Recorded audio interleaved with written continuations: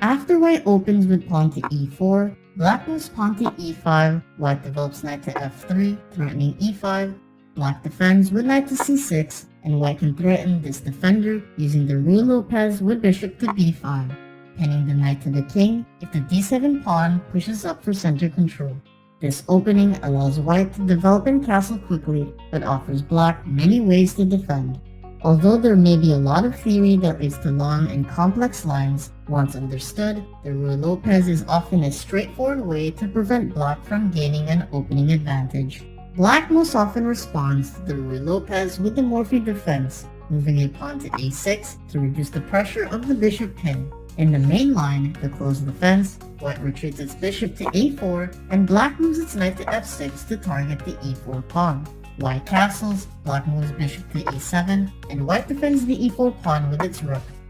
From here, white can win a pawn after a few exchanges, so black avoids this with pawn to b5, pushing the bishop away to b3. Black then moves pawn to d6, helping to defend its center pawn, and opening a diagonal for its light-squared bishop to potentially develop or pin the knight.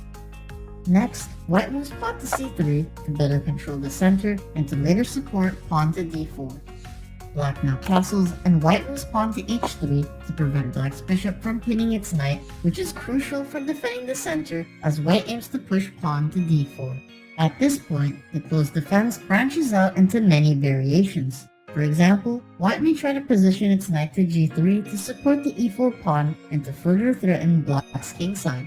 One way black can counter is with the Shigoran variation, which expands black's queenside by chasing the bishop with its knight, pushing the pawn to c5, and reinforcing e5 with queen to c7.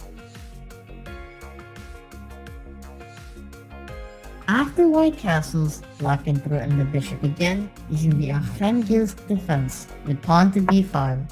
This variation is very aggressive and leaves the king in the center compared to the main line, but rewards black with development and initiative. Next, white retreats the bishop to d3, targeting the f7 square. If black still tries to pressure the bishop by pushing its pawns, white can prevent this by moving pawn to a3. But in this variation, black will fianchetto its bishop to b7 to pressure the center and kingside squares from a distance, although at the cost of delayed castling.